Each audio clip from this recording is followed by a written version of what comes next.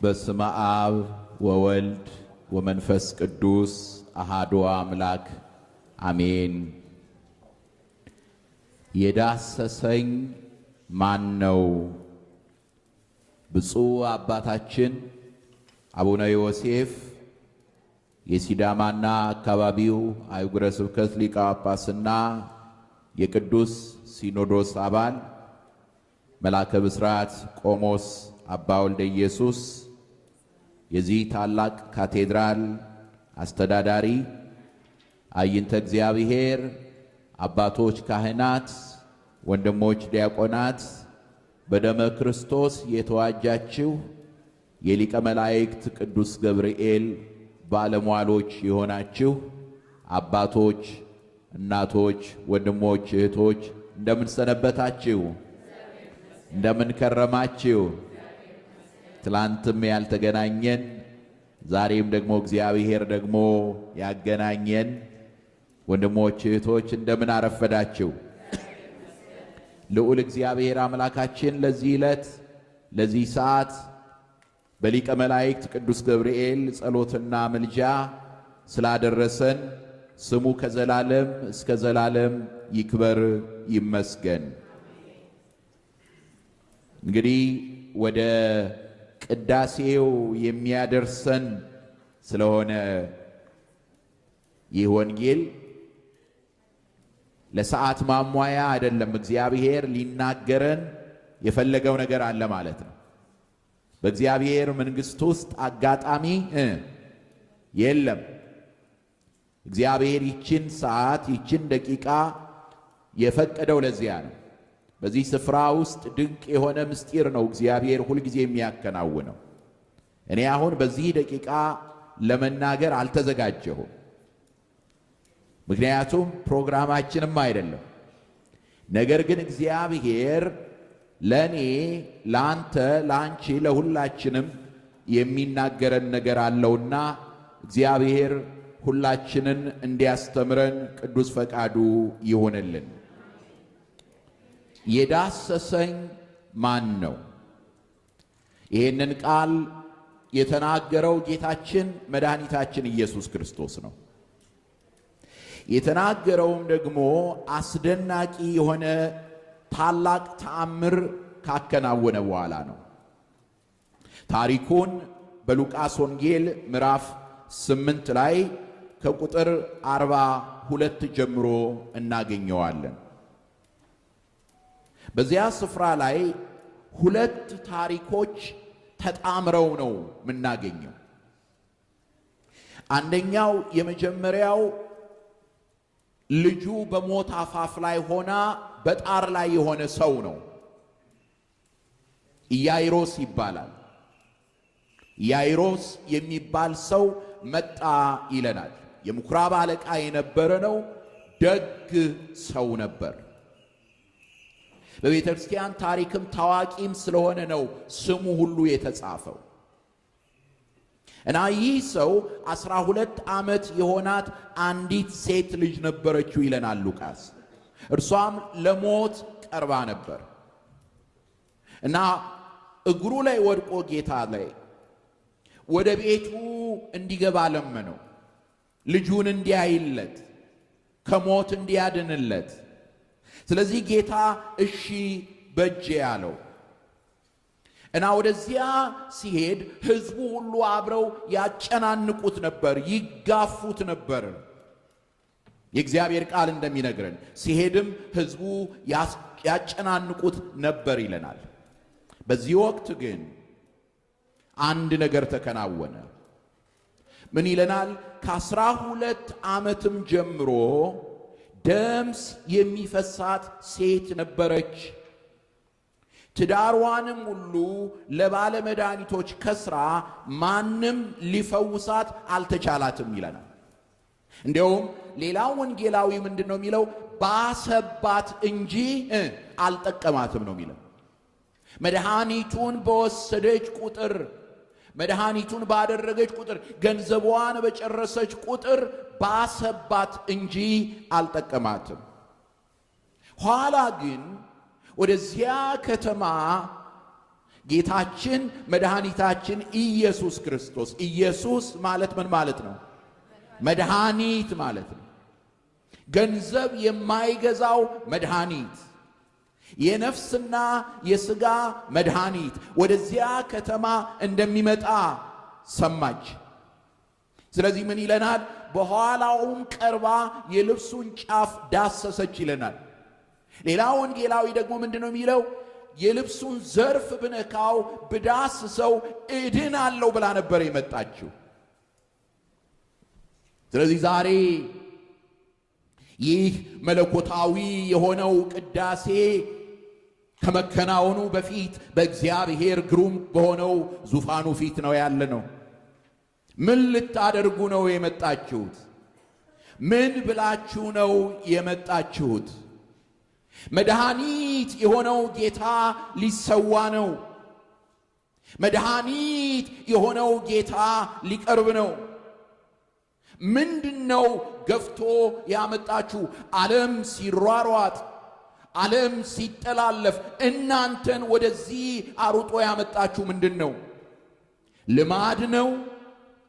ወይም ገሊትን ማገኛት ዛሬ ገብርኤል ነውና እዛ ሄጄ ላግኛት ብላችሁ ነው? ወይስ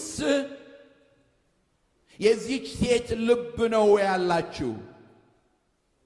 ምክንያቱም አባቶቼ፣ እናቶቼ፣ ወንድሞቼ፣ እህቶቼ በዚች ቤተ ክርስቲያን ውስጥ ባደኩባት ቤተ ክርስቲያን ውስጥ ብዙ እናቶቼን ብዙ አባቶቼን አይቻለሁኝ። ሊዳስሱት ቆርጠው የመጡ የተዳሰሱና የተፈወሱ፣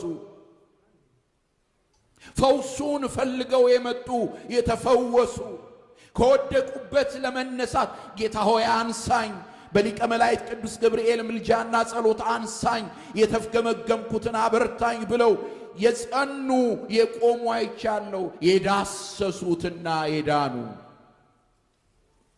እናም ይህች ሴት መጣች፣ በኋላውም ቀርባ የልብሱን ጫፍ ዳሰሰች፣ የደሟም ፈሳሽ በዚያን ጊዜ ቆመ። እግዚአብሔር ይክበር ይመስገን። 12 ዓመት ሙሉ ትዳሯን ሙሉ የጣለች ነበረች። ትዳሯን ነው የሚለው። ትዳር ማለት በነገራችን ላይ ጋብቻዋን ማለት አይደል። ትዳር ማለት ሕይወቷን፣ ድካሟን። ትዳር የተባለበት ምክንያት ጋብቻ ሁሉን በሁሉ ስለሆነ ነው። ጋብቻና ትዳር አንድ አይነት ሐሳብ ነው። እዚህ ስፍራ ላይ ግን ትዳሯን ሁሉ የሚለው ያላትን ገንዘቧን ሁሉ ኑሮዋን ሁሉ እዚያ በሽታዋ ላይ ነበር ያደረገችው። ባሰባት እንጂ አልጠቀማትም። አሁን ግን ከመድኃኒቱ ጋር ተገናኘች። እግዚአብሔር ያገናኘን። አሁንም ከመድኃኒቱ ጋር ተገናኘች እና ምን አደረገች? የልብሱን ጫፍ ምን አደረገች? ዳሰሰች። የልብሱን ጫፍ ዳሰሰች። የሚገርም ነው። ጌታን ዳሰሰች አይደለም የሚለው። በነገራችን ላይ ራሱ ትልቅ ምስጢር አለው። ምክንያቱም ጌታ የነካ ሁሉ የተባረከ ነው። ለዚህ ነው እናቶቻችን መጥተው ይሄንን ምን ነው የሚያደርጉት? ይዳስሱታል። ለምን? ጌታ የነካው ስለሆነ። እዚህ ላይ ይደፋሉ፣ ይዳስሱታል። ለምን? ጌታ የነካው ስለሆነ። የካህኑን ልብስ ይዳስሱታል። ለምን? ጌታ የነካው ስለሆነ። አሁንም የምንዳስስበትን የእምነት እጅ ይስጠን። ልብሱን ጫፍ ዳሰሰች። የዚያን ጊዜ የደሟን ፈሳሽ በዚያን ጊዜ ምን ሆነ? ቆመ። የዚህን ጊዜ ነው ጌታ ይሄንን ጥያቄ ጠየቀው። ምንድነው ያለው? የዳሰሰኝ ማን ነው? የዳሰሰኝ ማን ነው?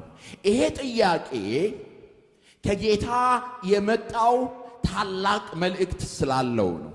ነገር ግን በጊዜው ደቀ መዛሙርቱን በሙሉ አስደንቋቸው ነበር። ደቀ መዛሙርቱን በሙሉ አስገርሟቸው ነበር እና መቼም ሁሉ ጊዜ ቀደም የሚለው ጴጥሮስ ነውና ሁሉም በካዱ ጊዜ ጴጥሮስና ከእርሱ ጋር የነበሩት አቤቱ ሕዝቡ ያጫንቁሃልና ያጋፉማል፣ የዳሰሰኝ ማን ነው ትላለህን? ስለዚህ ሁለት አይነት ሰዎች አሉ።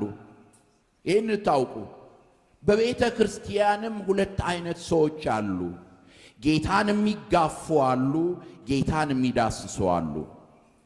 እየሰማችሁኝ ነው? ምንድነው ያልኩት? ጌታን የሚጋፉ አሉ፣ ሚዳስሱ አሉ። ምንድነው የሚለያቸው ካላችሁኝ የሚመጡበት ዓላማ ነው። የምንመጣበት ዓላማ ነው። እርሱን ፈልገው የመጡ ያገኙታል። ማንን ነው ፈልገን የመጣ? ጴጥሮስ ምን አለ? እንዴ ጌታ ሆይ እንዴት ማን ዳሰሰኝ ትላለህ? ሁሉ እኮ እየዳሰሰ ነው። የሚጋፋለ የሚዳስሳለ። እግዚአብሔር ማስተዋልን ይስጠን። እየሰማችሁኝ ነው? ምን የሚላለ ነው ያልኳችሁ? የሚጋፋለ የሚዳስሳለን። በልማድ ስንጓዝ እንጋፋለን። ሰው ለመመልከት ስንመጣ እንጋፋለን። የእገሊትን አቃቂር ለማውጣት ስንመጣ እንጋፋለን። በቂም በበቀል ስንመጣ እንጋፋለን። ከእግዚአብሔር ቃል የዳሰሰኝ ማን ነው? ብዙዎች ገፍተውታል። የዳሰሰችው ግን አንድ ናት የዳሰሰችው። የተጠሩ ብዙዎች ናቸው፣ የተመረጡ ግን ጥቂቶች ናቸው ይላል የእግዚአብሔር ቃል። ጌታ ግን ምን አለ? ኢየሱስ ግን አንድ ሰው ዳሶኛል። ስንት ሰው? አንድ ሰው ዳሶኛል። ኃይል ከኔ እንደወጣ እኔ ያውቃል። የምንነካው ስዕሉን ይሆናል። የምንዳስሰው ግን ማንን ነው? ጌታን ነው። ኦርቶዶክሳዊት ቤተክርስቲያን የምትናገረው ምስጢሩ ይሄ ነው። እግዚአብሔር ኃይሉን የሚገልጥባቸው የኃይሉ መገለጫ የኃይሉ መጠቀሚያ የሆኑ ድንቅ ሥራዎችን በቅዱሳኑ ይሰራል። በቁሳቁስ ነገሮች እሱ በባረካቸው ይሰራል። የልብሱን ዘርፍ ስንነካ ጌታ የዳሰሰኝ ማን ነው ይላል። ጌታ የዳሰሰኝ ማን ነው ይላል። እንደወጣን ያውቃለሁ። ቀጠች መታ በፊቱ ተደፋች። ዛሬ እግዚአብሔር ከረዳን ኋላ ላይ በሰፊው እንማራለን። ኋላ ላይ እናያለን ስለ አምልኮ ምስጢር። ምክንያቱም የምንዳስሰው የሆነ ሊስታችን እንዲሟላ አይደለም። የምንዳስሰው እዚያ ያጣነውን እዚህ ለማግኘት አይደለም። እዛ የሚያስጨንቀንን እዚህ አግኝተን ከዛ ደግሞ ሌላ የሚያስጨንቅ ነገር ለማግኘት አይደለም። የምንዳስሰው እርሱን ለማምለክ ነው። እርሱ ፈጣሪያችን፣ እኛ የእርሱ የእጁ ሥራዎች ስለሆን እርሱ መድኃኒታችን፣ እኛም ደግሞ የእርሱ ልጆች የሆንን ስለሆን ነው። ይህችም ሴት ያደረገችው ይሄን ነው። መጀመሪያ የልብሱን ጫፍ ነካች፣ ኋላ ግን መታ በእርሱ ፊት ሰገደች፣ ተደፋች። በምን ምክንያት እንደዳሰሰችው ፈጥናም እንደተፈወሰች በሕዝብ ሁሉ ፊት አወራች። ዛሬ ልጠይቃችሁ፣ ስንት ጊዜ ነው ችግራችንን ለሰው ሁሉ የተናገርን? ግን እግዚአብሔር መፍትሄ ሰጥቶን ስንቶቻችንን ለሰዎች ያደረገልንን የተናገርን? ስንቶቻችንን የመሰከርን እግዚአብሔር ያደረገልንን ሊቀ መላእክት ቅዱስ ገብርኤል ያከናወነልንን? ብዙ ጊዜ ችግራችንን ነው፣ ብዙ ጊዜ ጭንቀታችንን ነው ለሰው የምንናገረው። ያደረገልንን አንናገርም። ለዚህ ነው የምንረሳው። ለዚህ ነው እንዳልተደረገልን የምንሆነው። ለዚህ ነው በቀላሉ ተስፋ የምንቆርጠው። ምክንያቱም እንደ አዲስ ነው የምንሆነው። ምንም እግዚአብሔር እንዳልጎበኘን፣ እግዚአብሔር እንዳላየን ነው የምንሆነው። ይህቺ ሴት ግን ተደፋች በእግሩ ስር። ያደረገላትን ሁሉ ለሰው ተናገረች። እግዚአብሔር አምላክ አሁንም እንዳንጋፋ ነገር ግን እንድንዳስሰው እግዚአብሔር ይርዳን። አሁን ከዚህ በኋላ ያለው የመዳሰስ ሰዓት ነው፣ የመጋፋት ሰዓት አይደለም። ጌታ በመካከላችን ይመጣል፣ በሥጋ ወደሙ ይመጣል። ሥጋዬን የበላ ደሜን የጠጣ የዘላለም ሕይወት አለው፣ እኔም በእርሱ እኖራለሁ እርሱም በእኔ ይኖራል ይለናል። ጌታ ይመጣል፣ ራሱ ነው የሚመጣው። ቅዱስ ሥጋውን ክቡር ደሙን ነው እንካችሁ የሚለን። የምንጋፋ ሳይሆን የምንዳስሰው ብቻ ሳንሆን የምንበላው የምንጠጣው ያድርገን። ክብርና ምስጋና ለአምላካችን ይሁን። አሜን።